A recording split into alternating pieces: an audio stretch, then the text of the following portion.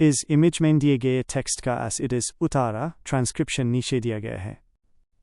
Second grade सामान्य ज्ञान प्रथम प्रश्न।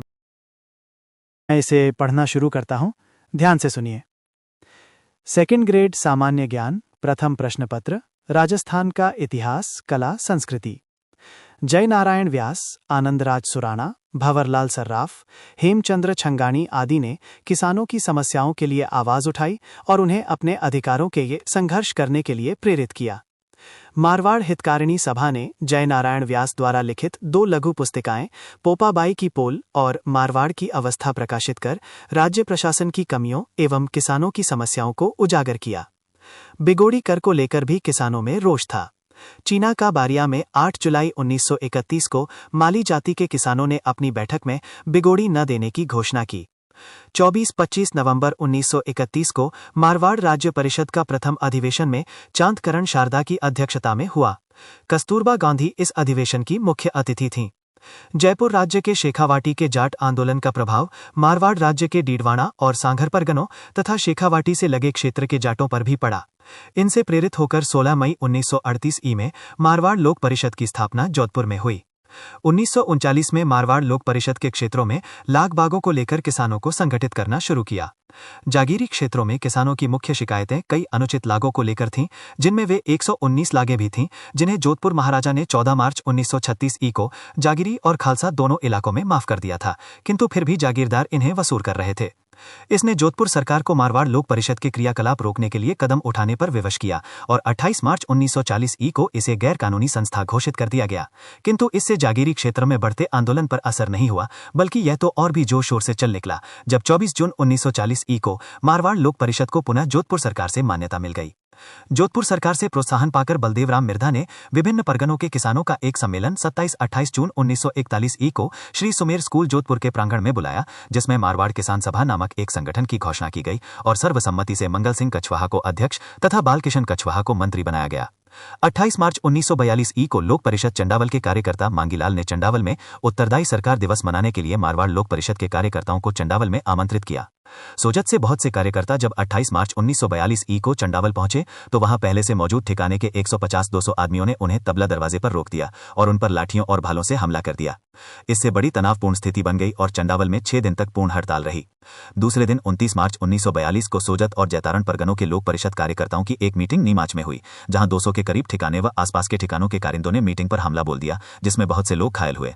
मारवाड़ लोक परिषद ने इन घटनाओं की जांच व कार्यवाही की मांग की, किंतु जोधपुर सरकार ने इस प्रार्थना पर कोई ध्यान नहीं दिया।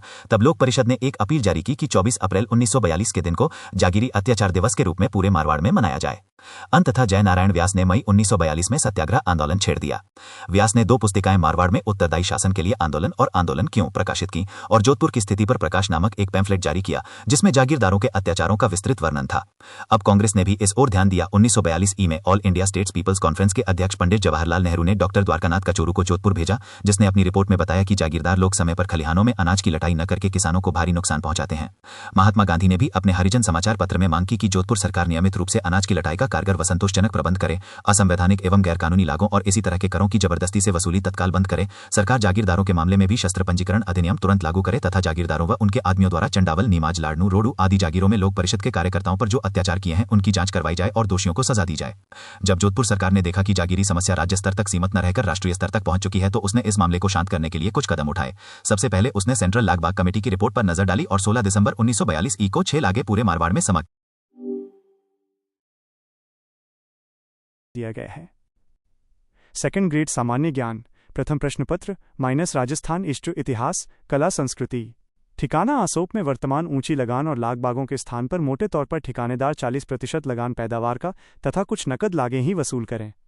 बाद में इन दोनों कमेटियों को समाप्त करके उनके स्थान पर एक नई कमेटी जागीरी लैंड रेवेन्यू एंड लाग बाग इंक्वायरी कमेटी बना दी, जो जागीरी समस्या पर दोनों पक्षों यथा राजपूत एसोसिएशन तथा मारवाड़ किसान सभा को सुनकर अपनी रिपोर्ट सरकार को दे। 9 जनवरी 1943 को मारवाड़ राजपूत एसोसिएशन ने नई कमेटी के सामने जागीरी समस्या के समाधान के लिए कुछ प्रस्ताव पेश किए। मारवाड़ किसान सभा ने भी समिति के सामने 5 मई 1943 को अपने प्रस्ताव रखे। सभा का कहना था कि पैदावार भूमि की किस्म, श्रमिक खर्च, वर्षा, खेती पर होने वाला खर्च आदि सभी बातों पर निर्भर करती है, अतः लगान का एक जैसा फॉर्मूला हर जगह नहीं अपनाया जा सकता। इसके अलावा 2 और महत्वपूर्ण सुझाव दिए गए। प्रथम, जागीरी इलाके में तत्काल प्रभाव से खरड़ा, घासमारी व मलबा लाग के अलावा सभी लागें समाप्त कर दी जाएं। दूसरा, मारवाड़ के प्रथम भूमि बंदोबस्त के समय खालसा के विभिन्न परगनों में किसानों की पैदावार का जो हिस्सा नकद लगान के लिए तय किया था, वो ही हिस्सा जागीरी इलाके के लिए मान लिया जाए, जिसका रिकॉर्ड सेटलमेंट विभाग में देखा जा सकता है। जागीर लैंड रेवेन्यू एंड लागबाग कमेटी सुस्त गति से काम कर रही थी और उधर जागीरदार लोग किसानों पर तरह तरह से अत्याचार कर रहे थे। अतः किसान सभा ने मांग की कि सरकार तुरंत एक टेनेंसी एक्ट पास करें और जागीरों में बिना देरी किए भूमि बंदोबस्त शुरू करें। इन्हीं मांगों को मारवाड़ किसान सभा ने जोधपुर में 25-26 अप्रैल 1943 को आयोजित अपने दूसरे अधिवेशन में, जो पंजाब के revenue minister sir Chhotu Ram Chaudhary की अध्यक्षता में हुआ था, दोहराया गया। किसान सभा के निवेदन करने पर इस अधिवेशन में स्वयं महाराजा जोधपुर भी पधारे और उन्होंने किसानों की मांगों को ध्यान में रखते हुए घोषणा की कि जागीरी इलाके में भूमि बंदोबस्त कराया जाएगा और यह कार्य शीघ्र ही शुरू कर दिया जाएगा। जोधपुर महाराजा की जागीर इलाके में भूमि बंदोबस्त कराने की घोषणा के साथ ही मारवाड़ राजपूत एसोसिएशन ने सरकार विरोधी रुख अपना लिया, किंतु सरकार द्वारा कुछ जागीरदारों के विरुद्ध कठोर कार्यवाही करने से जागीरदार सहम गए और सेटलमेंट के कार्य में बाधा डालना बंद कर दिया। इसके बाद मारवाड़ राज्य में एक दुखद घटना हुई। 12 मार्च 1947 को डीडवाना में एक सभा को संबोधित करने के बाद, जिसमें किसान सभा और लोक परिषद के नेताओं ने जागीरदारों के अत्याचारों का विस्तृत वर्णन किया, दूसरे दिन 13 मार्च 1947 को सुबह 9 बजे लोक परिषद के मथुरादास माथुर, द्वारकादास पुरोहित, CR चौपासनीवाला, राधाकिशन बोहरा, किशनलाल शाह, चुन्नीलाल शर्मा, वंशीधर पुरोहित, हरींद्र कुमार तथा मारवाड़ किसान सभा के नृसिंह कछवाहा डाबड़ा पहुंचे। इनके नेतृत्व में किसानों का एक विशाल जुलूस निकाला गया। जब यह जुलूस जागीरदार के गढ़ के पास पहुंचा तो इसे चारों ओर से जागीरदारों और उनके 500-600 के करीब भाड़े के गुर्गों ने घेर लिया और दोनों पक्षों के मध्य संघर्ष शुरू हो गया। जागीरदारों की तरफ से मेहताब सिंह मारा गया तथा गणपत सिंह व मोड सिंह को गंभीर चोटें आईं। जुलूस में चलने वालों में जग्गू जाट और चुन्नीलाल मारे गए और कई गंभीर रूप से घायल हुए। लोक परिषद के नेता चौधरी पन्नाराम की ढाणी की तरफ भागे। जागीरदारों ने पन्नाराम की ढाणी पर हमला बोल दिया, जिसमें चौधरी पन्नाराम तथा नंदाराम मृत्यु को प्राप्त हो गए। लोक परिषद के नेताओं को मार मार कर लहूलुहान कर दिया और उन्हें गढ़ में ले जाकर घोड़ों की टापों में डाल दिया।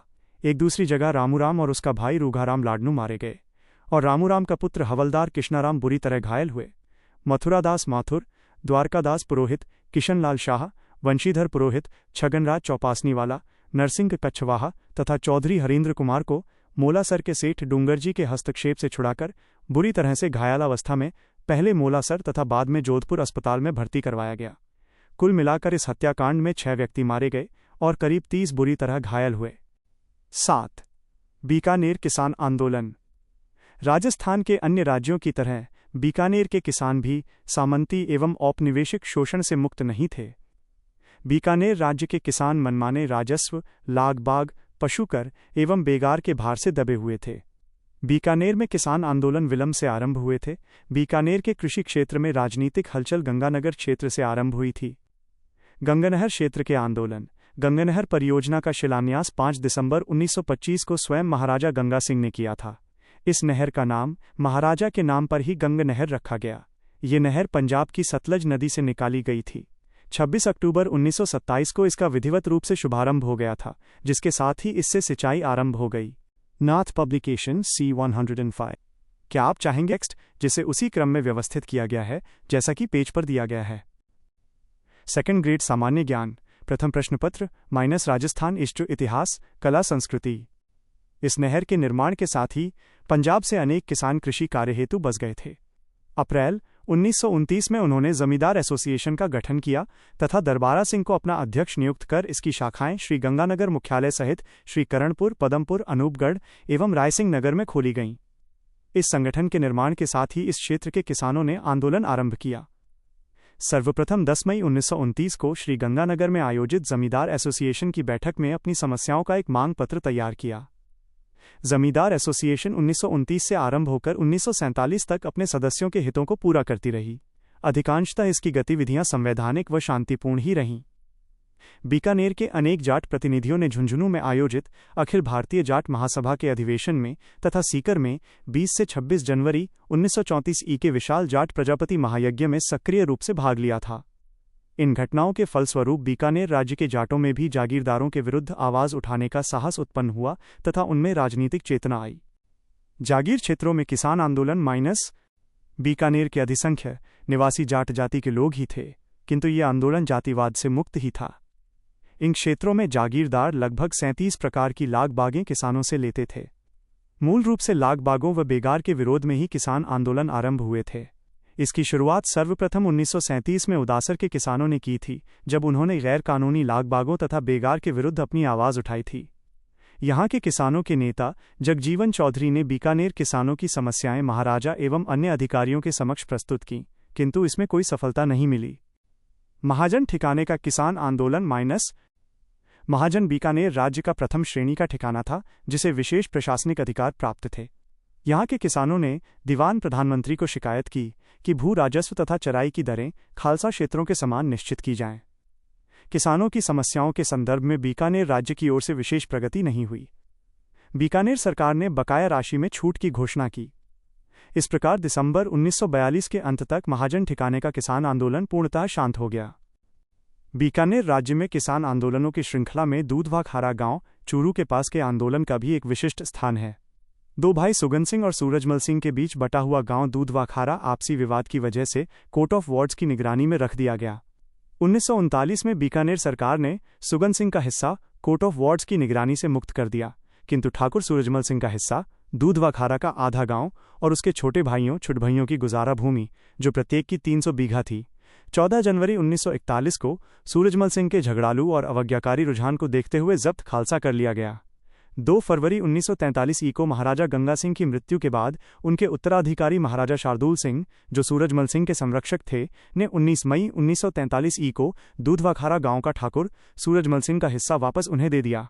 ठाकुर सूरजमल सिंह को अपना हिस्सा वापस मिलने के बाद छुट भाइयों यथा हरनाथ सिंह, शिवनाथ सिंह, जसवंत सिंह, रावत सिंह आदि प्रत्येक को 300 बीघा गुजारा भूमि देने की प्रक्रिया शुरू हुई। इसी से दूधवाखारा किसान आंदोलन का जन्म हुआ। ठाकुर सूरजमल सिंह 1944 के अंत में राजस्व अधिकारियों को लेकर दूधवाखारा आया और पुरानी बकाया वसूल करने के बहाने उसने गरीब किसानों के खेत, कुंड, बरसात के पानी के व घरों से बेदखल कर उन्हें जब्त करके उनमें से कुछ को रुपयों के बदले धन्ना सेठों को तथा बाकी अपने छुटभइयों को दे दिए। किसान नेता हनुमान सिंह ने ठाकुर द्वारा किए जा रहे अत्याचारों के विरुद्ध आवाज उठाई। वो पहले भादरा में महाराजा शार्दुल सिंह से मिला और बाद में अनेक साथियों के साथ वो महाराजा से मिलने माउंट आबू पहुंचा। महाराजा ने कोई संतोषजनक उत्तर नहीं दिया, बल्कि हनुमान सिंह पर देशद्रोह का मुकदमा चलाया गया और उसे 5 वर्ष का कारावास दिया गया। अंततोगत्वा बीकानेर राज्य में लोकप्रिय सरकार की स्थापना हुई, तब उसे जेल से मुक्त किया गया। 4 जनवरी 1948 दूधवाखारा के किसान आंदोलन में बीकानेर प्रजा परिषद ने भाग लिया था, जिससे किसान आंदोलन अब प्रजा परिषद का आंदोलन बन गया था। इस समय राजगढ़ तहसील में पैमाइश का कार्य चल रहा था। गांव चांदगोठी तथा हमीरवास के किसानों के खेतों की पैमाइश गलत हो रही थी, जिससे किसानों में असंतोष व्याप्त था। ऐसी स्थिति में चौधरी हनुमान सिंह के साथ इस समय किसानों के बहुत से नेता सामने आए थे, जिनमें चौधरी कुंभाराम आर्य और अन्य नेता प्रमुख थे। C106 नाथ पब्लिकेशन। क्या आप चाहते हैं कि मैं इस टेक्स्ट के आधार पर टेक्स्ट का हिंदी रूपांतरण? 2nd ग्रेड सामान्य ज्ञान प्रथम प्रश्न पत्र - राजस्थान हिस्ट्री इतिहास कला संस्कृति। कालरी के स्वामी कर्मानंद प्रमुख थे। हालांकि कुंभाराम इस समय बीकानेर पुलिस में थानेदार थे, परंतु पद से इस्तीफा देकर वो प्रजा परिषद में शामिल हो गए थे। सर्वप्रथम 7 अप्रैल 1946 को ललाना गांव में किसानों की सभा हुई, जिसमें तिरंगा झंडा फहराया गया और राज्य की किसान विरोधी नीतियों की आलोचना की गई। 25 अप्रैल 1946 को गांव ललाना में चौधरी कुंभाराम के सभापतित्व में एक विराट सभा हुई, जिसमें 40-50 गांवों के हजारों किसान स्त्री पुरुष शामिल हुए, जिनमें वक्ताओं ने जनता की एकमात्र संस्था प्रजा परिषद को शक्तिशाली बनाने का आह्वान किया व गिरफ्तार किए लोगों को छोड़ने की मांग की। सभापति कुंभाराम ने जागीरदारी प्रथा को समाप्त करने की मांग की। दमन के विरोध में बीकानेर प्रजा परिषद ने 2 जून 1946 को ललाना में एक सभा की, जिसमें करीब 5000 किसान उपस्थित थे। इस सभा से बीकानेर सरकार इस नतीजे पर पहुंची कि कुछ कदम उठाकर ही आंदोलन को शांत किया जा सकता है। प्रथम कदम के रूप में 21 जून 1946 को किसानों के प्रसिद्ध नेता स्वामी कर्मानंद, जिनका राजगढ़ के किसानों पर व्यापक प्रभाव था, को बाकी किसान नेताओं के साथ रिहा कर दिया। इसके साथ ही किसानों की पैमाइश संबंधी शिकायतों की जांच करने के लिए 24 जून 1946 को किशनलाल कौल हाईकोर्ट जज की अध्यक्षता में 5 सदस्यों की एक कमेटी नियुक्त कर दी। साथ ही किसानों की दशा सुधारने के लिए श्रीजी साहब बहादुर की गवर्नमेंट द्वारा किए गए एवं विचाराधीन विभिन्न कार्यों की व्याख्या नामक सरकारी विज्ञप्ति निकालकर किसानों को संतुष्ट करने का प्रयास किया गया। इसी कालखंड में 30 जून से 1 जुलाई 1946 को प्रजा परिषद ने रायसिंह नगर में एक राजनीतिक सभा का आयोजन किया। इस सभा में शामिल लोगों को हटाने के लिए पुलिस ने गोलियां चलाई, जिसके परिणाम स्वरूप बीरबल सिंह शहीद हो गए। बीरबल सिंह की स्मृति में 17 जुलाई 1946 को बीकानेर राज्य में बीरबल दिवस मनाया गया। 3 सितंबर 1946 को गोगामेड़ी गांव में एक विशाल किसान सभा का आयोजन स्वामी कर्मानंद की अध्यक्षता में किया गया था, जहां जागीर प्रथा के उन्मूलन के लिए नारा बुलंद किया गया। अक्टूबर 1946 में अकाल और सूखे के समय में भी कांगड़ के जागीरदार ने किसानों से पूरा लगान वसूल करना चाहा, जिसका कृषकों ने विरोध किया। इससे जागीरदार आग बबूला हो गया। कृषकों पर अमानवीय अत्याचार किए गए। कांगड़ कांड की सर्वत्र निंदा की गई। अंततः ये संघर्ष 1948 में बीकानेर राज्य में लोकप्रिय मंत्रिमंडल का गठन होने के बाद ही समाप्त हुआ। राजस्थान में जनजातियों के आंदोलन।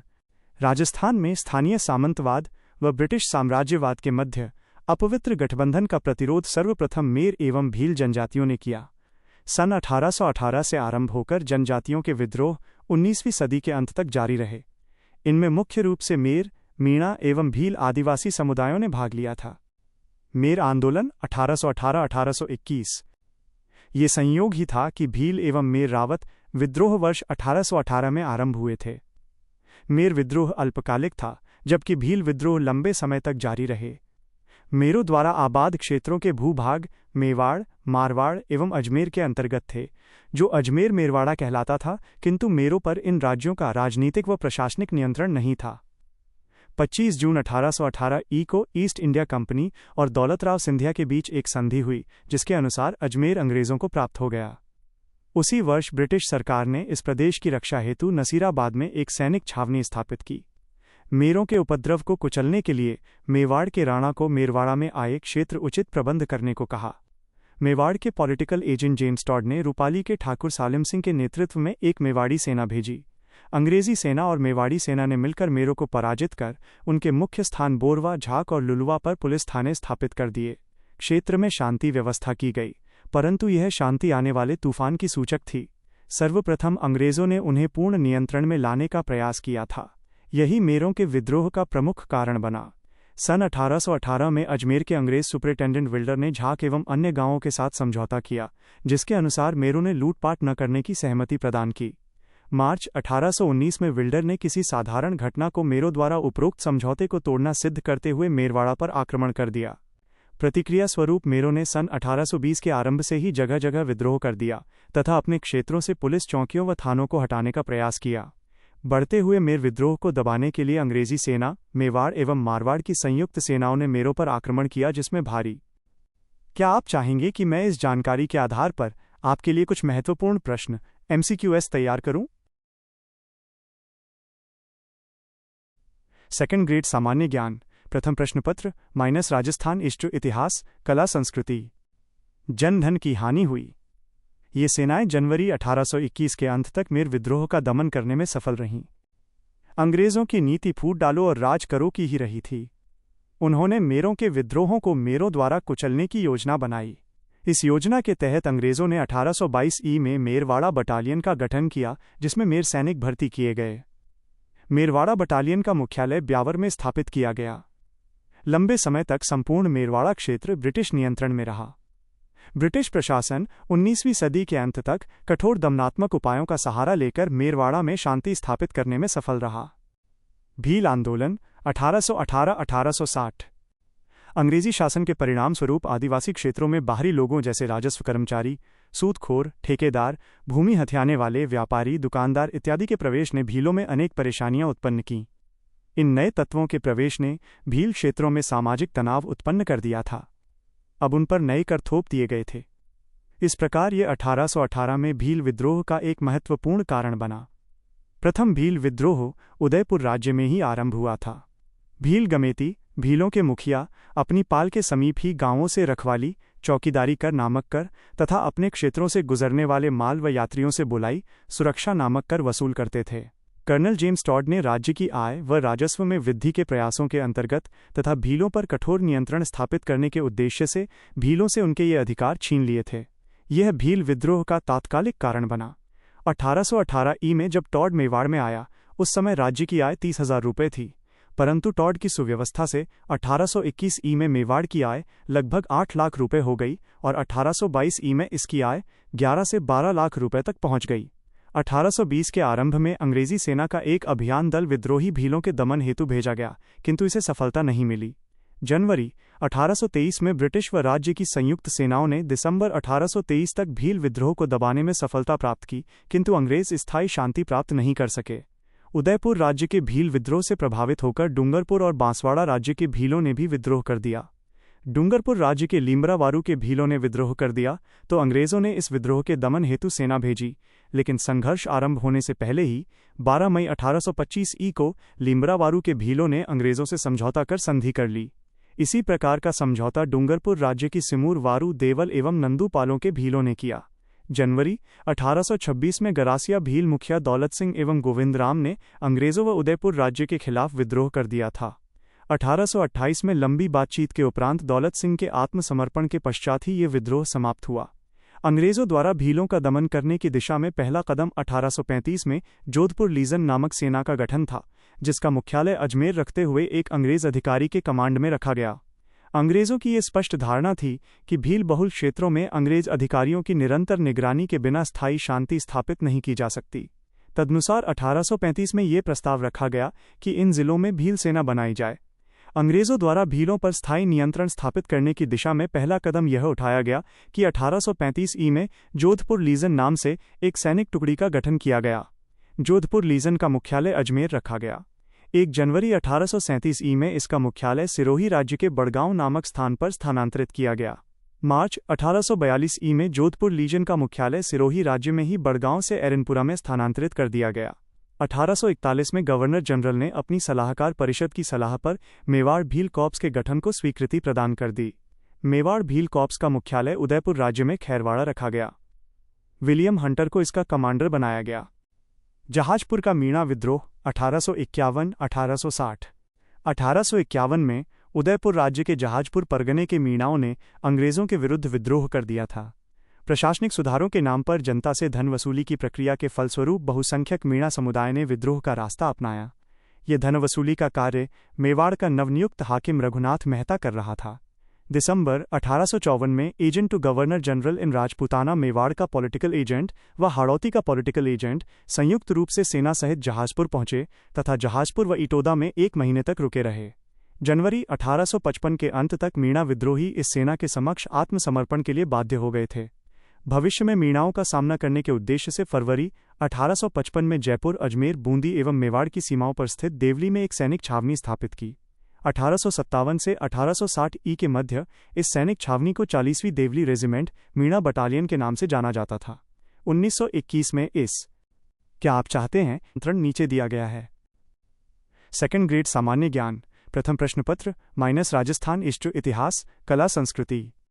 सैनिक छावनी में 43वीं एरनपुरा रेजिमेंट को मिलाकर मीणा कॉपर्स डैश का गठन किया गया। जनवरी 1860 ही में जहाजपुर के मीणाओं ने पुनः विद्रोह कर दिया। मेवाड़ के महाराणा ने 29 जनवरी 1860 ई को चंद सिंह के नेतृत्व में जहाजपुर की ओर एक सेना भेजी, जिसने गाढ़ोली और लुहारी गांव पर आक्रमण किया और बड़ी संख्या में मीणाओं को बंदी बनाया गया। मीणाओं पर पुलिस थानों में नियमित उपस्थिति थोप दी गई। इस प्रकार जहाजपुर का मीणा विद्रोह अंतिम रूप से नियंत्रित हो गया। भील विद्रोह 1860-1900। 1867 में खैरवाड़ा व डूंगरपुर के मध्य देवलपाल के भीलों ने विद्रोह आरंभ कर दिया, जिसे मेवाड़ भील कॉपर्स ने कुचल दिया था। 1881-82 में उदयपुर राज्य के भील अंग्रेजों व राज्य के विरुद्ध उठ खड़े हुए थे। ये 19वीं सदी का सबसे भयानक भील विद्रोह हुआ। भील क्षेत्र में चुंगी चौकियां स्थापित की गईं, जिसके परिणाम स्वरूप उपभोक्ता वस्तुओं कीमतों में वृद्धि हो गई। इसी समय 1881 ई में मेवाड़ में प्रथम बार जनगणना का कार्य आरंभ हुआ। भील क्षेत्र में भी जनगणना करने हेतु राज्य कर्मचारी पहुंचे। जनगणना के संबंध में भीलों में अनेक प्रकार की भ्रांतियां फैल गईं। ऐसा भी कहा गया कि पहले पुरुषों तथा स्त्रियों को तोला जाएगा और फिर मोटी स्त्रियां मोटे पुरुषों और दुबली स्त्रियां दुबले पुरुषों में बांट दी जाएंगी। 25 मार्च 1881 ई को बारापाल के थानेदार ने अकबर हुसैन नामक एक सवार को किसी भूमि विवाद के मामले में गवाही देने के लिए पड़ूना के 2 भील गमेतियों को बुलाने भेजा। गमेतियों ने जाने से इनकार कर दिया। तब सवार ने उन्हें बलपूर्वक ले जाने की धमकी दी। इस पर भील जो वहां एकत्रित थे उस पर टूट पड़े और उन्होंने उसे मौत के घाट उतार दिया। इससे और भी ज्यादा तनाव फैल गया। भील ऋषभदेव के भी उपासक थे। ऋषभदेव के मंदिर को राज्य ने सीधे अपने नियंत्रण में ले लिया था। ऋषभदेव के पुजारी भंडारी खेमराज ने भीलों को विद्रोह हेतु प्रेरित किया। 26 मार्च 1881 की रात में राज्य की सेनाएं मामा अमान सिंह, राज्य का प्रतिनिधि, लोनारगन अंग्रेज प्रतिनिधि एवं कविराज श्यामल दास के नेतृत्व में बारापाल पहुंची। 30 मार्च को विद्रोही भीलों व राज्य की सेना के मध्य वास्तविक युद्ध आरंभ हो गया था। इस विद्रोह के प्रमुख नेता बिलकपाल का गमेती नीमा, पीपली का खेमा एवं सगातारी का जोइता थे। सैनिक अधिकारियों ने भीलों के साथ शांतिपूर्वक समझौते के प्रयास किए, किंतु कोई सफलता नहीं मिली। अंत में महाराणा के निजी सचिव श्यामलदास ने ऋषभदेव मंदिर के पुजारी खेमराज भंडारी के माध्यम से भील नेताओं से वार्ता आरंभ की। अंत में 25 अप्रैल 1881 को भीलों के साथ एक समझौता हो गया। गोविंदगिरी का भगत आंदोलन माइनस भीलों में जागृति की विचारधारा फैलाने वालों में सर्वाधिक महत्वपूर्ण नाम गुरु गोविंद का है। इनका जन्म 1858 ई में डूंगरपुर जिले के बांसिया गांव बेड़सा में एक वणजारा परिवार में हुआ था। गोविंदगिरी साधु राजगिरी कोटा बूंदी अखाड़े के साधु के शिष्य थे। 1883 ई में कुछ स्रोतों के अनुसार 1905 ई गोविंदगिरी ने संप सभा डैश की स्थापना की तथा मेवाड़, डूंगरपुर, गुजरात, मालवा आदि क्षेत्रों के भील एवं गरासियों को संगठित करने का प्रयास किया। इस संस्था के 10 नियम थे। 1881-82 ई में जब दयानंद सरस्वती उदयपुर आए तो गुरु गोविंद उनसे मिले तथा उनसे प्रेरणा पाकर गुरु ने आदिवासी सुधार एवं स्वदेशी आंदोलन शुरू किया एवं कुरीतियों को दूर करने के लिए डैश भगत आंदोलन एवं स्वदेशी आंदोलन डैश चलाया। गोविंदगिरी का उद्देश्य भीलों को हिंदू धर्म के दायरे में बनाए रखना था। गोविंदगिरी ने संप सभा का पहला अधिवेशन 1903 ई में मानगढ़ की पहाड़ी में किया। गुरु गोविंद ने बेड़सा, डूंगरपुर में अपनी धुनी स्थापित कर वहां के भीलों को आध्यात्मिक शिक्षा देना शुरू कर दिया। 1908 में गोविंदगिरी को बेड़सा छोड़ने के बाध्य कर दिया। गोविंदगिरी ने ईडर व गुजरात में भी अपना कार्य जारी रखा। 1911 में वे वापस बेड़सा लौट आए तथा वहां धुनी स्थापित कर भगत पंथ शुरू किया। प्रत्येक धुनी की रक्षा हेतु कोतवाल नियुक्त किए। ये कोतवाल धार्मिक मुखिया होने के साथ साथ भीलों के आपसी विवादों का भी निपटारा करते थे। मानगढ़ का विराट सम्मेलन माइनस गोविंदगिरी ने अक्टूबर 1913 ई में भीलों को मानगढ़ पहाड़ी पर एकत्र होने के लिए संदेश भेजा। 10 नवंबर 1913 ई को मेवाड़ भील कोर, वेलिजली राइफल्स व 7वीं राजपूत रेजिमेंट के सैनिकों ने मानगढ़ की पहाड़ी को घेर लिया। गोविंदगिरी व पुंजा धीरजी के नेतृत्व में 17 नवंबर 1913 ई में मानगढ़, बांसवाड़ा पहाड़ी पर संप सभा का विराट सम्मेलन आयोजित हुआ तो सेना द्वारा बरसाई गई गोलियों से 1500 स्त्री पुरुष घटनास्थल पर ही मारे गए। इस घटना को राजस्थान का दूसरा जलियांवाला बाग हत्याकांड की संज्ञा दी गई। नाथ पब्लिकेशन C109। क्या आप चाहते हैं कि मैं इस टेक्स्ट के आधार पर आपके टेक्स्ट नीचे दिया गया है? मैंने इसे रीडेबिलिटी के लिए सेक्शंस में बांध दिया है। सेकंड ग्रेड सामान्य ज्ञान, प्रथम प्रश्न पत्र माइनस राजस्थान इष्ट इतिहास, कला संस्कृति। इसी समय गोविंदगिरी व उनकी पत्नी को गिरफ्तार करके अहमदाबाद भेज दिया गया। गोविंदगिरी को विशेष न्यायालय ने मौत की सजा सुनाई, लेकिन अहमदाबाद न्यायालय ने उसकी सजा को आजीवन कारावास में परिवर्तित कर दिया। यह सजा पुनः घटाकर 10 वर्ष कर दी गई। गोविंदगिरी को सजा पूरी होने से पूर्व ही 7 वर्ष बाद 1920 ई में जेल से रिहा कर दिया, लेकिन उस पर बांसवाड़ा, डूंगरपुर, कुशलगढ़, सूंथ एवं ईडर राज्यों में जाने पर प्रतिबंध लगा दिया गया। डॉक्टर हुकमचंद जैन के अनुसार गोविंदगिरी ने अपना अंतिम समय झालोद, गुजरात में बिताया गया। गोविंदगिरी व उनकी पत्नी ने अपने जीवन का शेष समय पंचमहल के लिमड़ी, कंबोई, गुजरात नामक स्थान पर बिताया। इस दौरान वे असहयोग आंदोलन का हिस्सा भी बने। यहीं पर उनकी मृत्यु 30 अक्टूबर 1931 के बाद अंतिम संस्कार किया गया।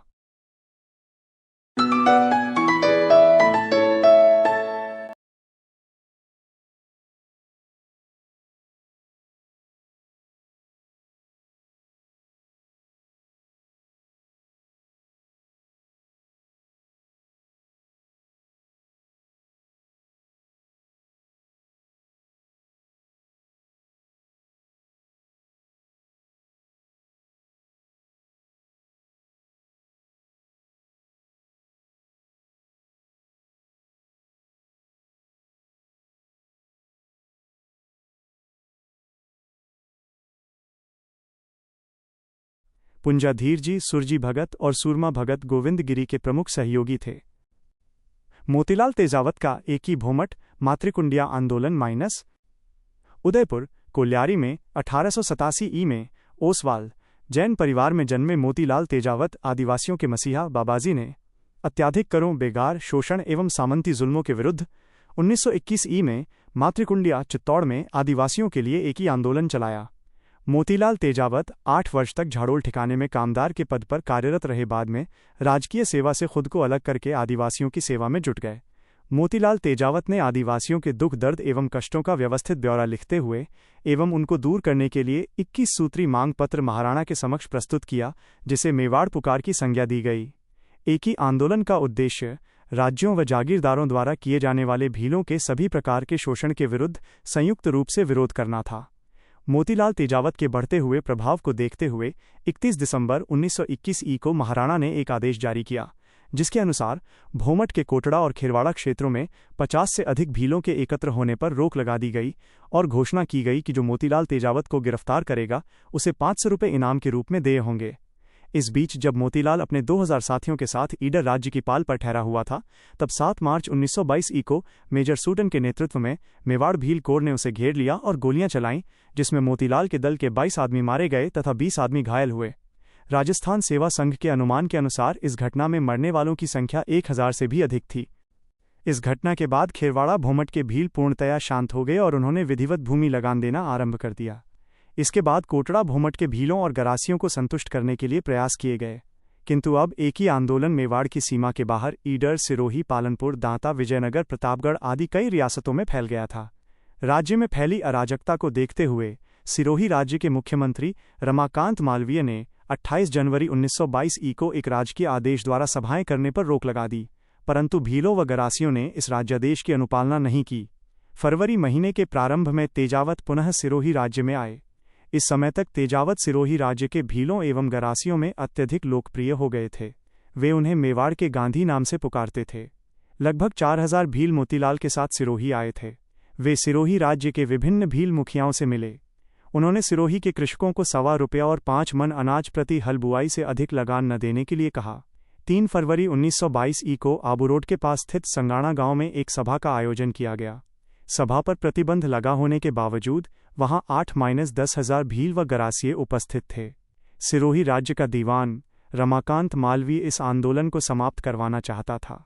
उसने स्थिति को बिगड़ते देखकर राजस्थान सेवा संघ के अध्यक्ष विजय सिंह पथिक को भील आंदोलन को शांत करने और भीलों को राज्य से समझौता कराने के उद्देश्य से आमंत्रित किया था। पथिक जी रामचंद्र वैद्य तथा ब्रह्मचारी हरि को साथ लेकर सिरोही आए। वे तेजावत से भगवानगढ़ गांव में मिले और उन्हें आंदोलन को शांतिमय तरीके से चलाने की सलाह दी और आग्रह किया कि वो व्यवहारिक दृष्टिकोण अपनाएं। 12 फरवरी 1922 ई को गोपेश्वर स्थान पर भीलों की एक सभा हुई, जिसमें पथिक और रमाकांत ने कृषकों को उनके दुख दर्द को कम करने का आश्वासन दिया, परंतु समस्या का समाधान नहीं हो पाया। पथिक और मालवीय के प्रयास असफल रहे। 23 मार्च 1922 को रोहिड़ा के तहसीलदार ने सूचना भेजी कि भील अपने खेतों से राज्य के हासिल का भुगतान किए बिना चने की सारी फसल ले गए। ऐसी स्थिति में सिरोही के दीवान ने सरकारी हासिल की वसूली करने के उद्देश्य से गरासियों के सियावा ग्राम में राज्य के सैनिक भेजे। C110 नाथ पब्लिकेशन। क्या आप चाहते हैं कि मैं इन नोट्स के आधार पर आपके लिए कुछ इंपॉर्टेंट क्वेश्चंस या समरी तैयार करूं?